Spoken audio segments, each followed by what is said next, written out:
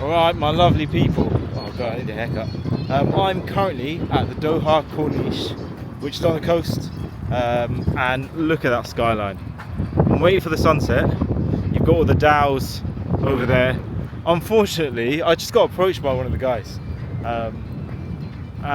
First he said 50 riyals, which is like 10 quid, for like a 20-minute boat ride. But it sounds okay. But online, people usually pay like 10, 15 riyals. I think he said 25. I was like, all right, yeah, fair enough. But they don't take card. They've only got cash, and the guy said there's no ATMs here. And I haven't used cash at all, either here or in Saudi. Once it gets dark, that skyline is going to look unreal. It's going to look amazing.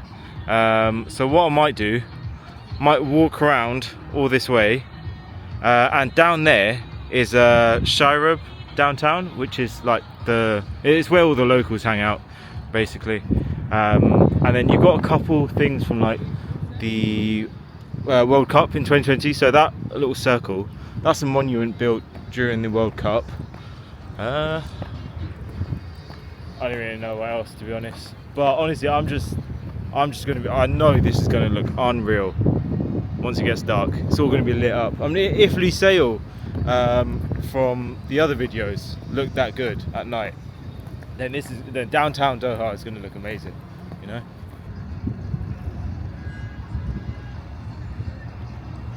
Tell you what, this walkway, absolutely unreal. Look at that. So you got the sun over there.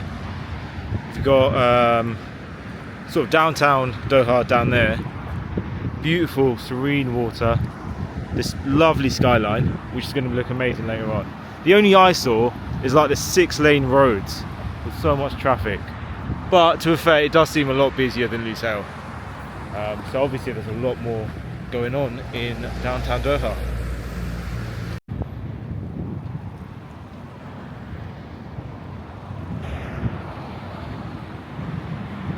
Alright, so here's a little better view of the 2022 World Cup statue. I don't know if you can see it. Right there. But we are still making our way down to downtown Doha. It's getting pretty windy, although it says it's 20 degrees. I don't know how much I believe that. I mean, it's not cold. Jesus. No one saw that. It's a little windy, but the sun's gone in.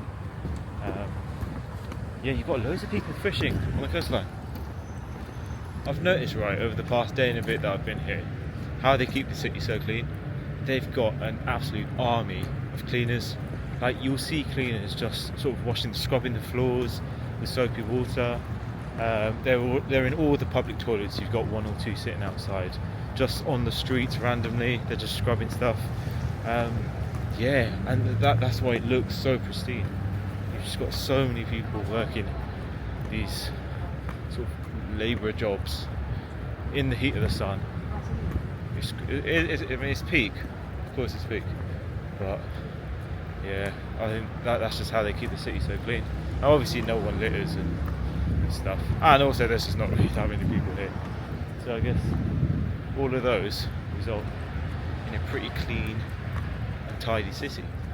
Because I mean, this is definitely the most well-kept place I've ever been to in my life. Like, I've never seen a city with I've not seen a single piece of litter on the floor. Nothing. It's wild. It is wild. Well, I'm not sure how well you can hear me because of the wind, and I forgot my mic. But we've just come up to the Dow Harbour, which is where all the boats are kept. I don't know what that. Oh. Alright, and this used to be the Flag Plaza. So as you can see, you've got all the different countries from the World Cup. So Senegal, Poland, you've got England down there. And they used to have the flags up here. I guess they've taken them down. And here, you've got some of the remnants of the World Cup. Look at that. FIFA World Cup Qatar 2022. Now is all. I don't know if they've got. I don't know if they have any more events lined up. Because obviously Saudi's doing the 2034 World Cup. I don't know. Perhaps the Asia Cup. I don't know. We'll see. Let's see what Qatar's got in store. That was from the World Cup as well, I guess. But this is the skyline scenario at the moment. Slowly everything's getting lit up. They've still got the sun going down. It's about, yeah, it's 5:25 right now. And oh, it's honestly so beautiful. It's so peaceful. Obviously, I mean, you've got a lot of traffic, but it's so calming. Like coming over to the coastal bit. Right, just real quick, I've been walking on the other side of this road. Don't know if you can see. It's a camel stable. It's just full of camels. I can't get to the other side. This guy climbed over the fence, but look at that. Here, let me zoom in. That is nuts. What are they used for? This is Souq Waqif, which is the biggest sort of market here. Here you've got a mosque, and down there is the coastline. There's the skyline, all lit up and pretty. Alright, but we're focusing on Souq Waqif today. I don't know, it seems to go on for a long time. And down there is the Shareb downtown, which is like where all the locals are, as well as here as well. But let's have a little exploring and see what sort of stuff they got.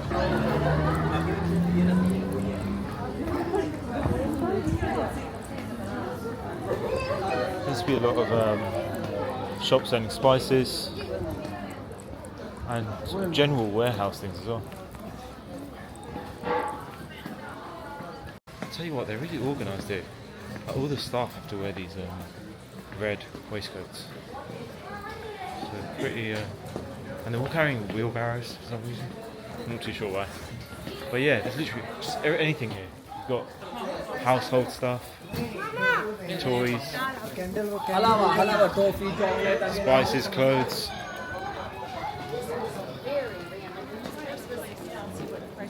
Oh, it gets a little bit nicer. You got your cliche touristy stuff. You never buy at the first shop. You never buy at the first shop.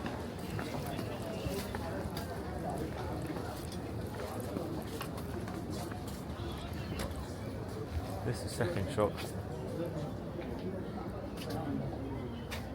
Excuse me. How much are the fish made? Right, we'll carry on looking. Right, I think this is the central bit. You got that massive golden thumb. I don't really know what the significance of it is. Yo, it's really busy today. It's probably going to be even busier tomorrow because it's Friday. There's the weekend.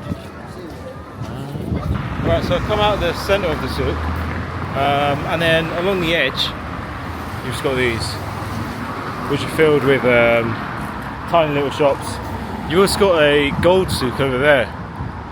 So there's a little bit of everything. Whatever you want, you could probably find it. Let's have a look through here. Like artist stuff. Yeah, it's like paintings. I don't know if they're shops. Yeah.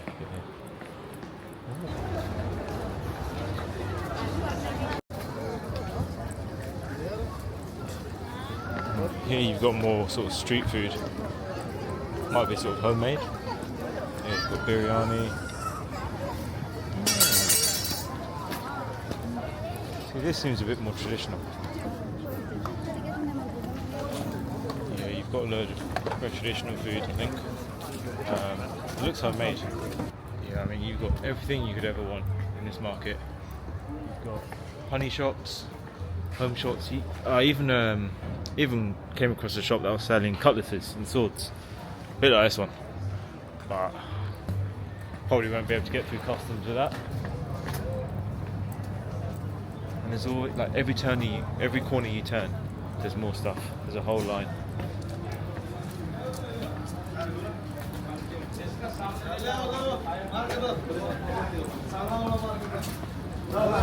There's a lot of Bengalis in this area. I can tell from when they speak, like loads. But I get Bengali food. I get curry at home, so not really. Right, there's loads of like bhajis and chicks here. But it's covered in cling film, the cages.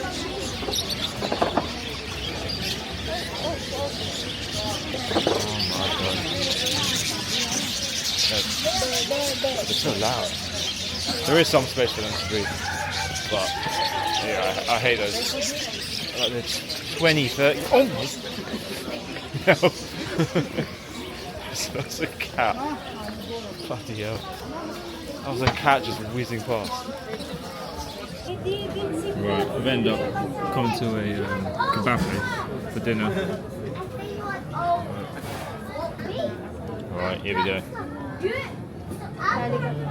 Ooh, that's hot. This doesn't look too bad.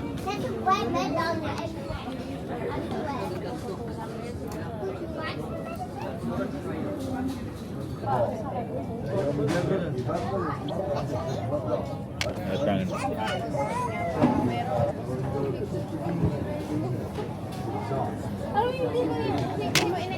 I've got chicken, beef and lamb, I think. I'm not sure what that is. Plenty of bread.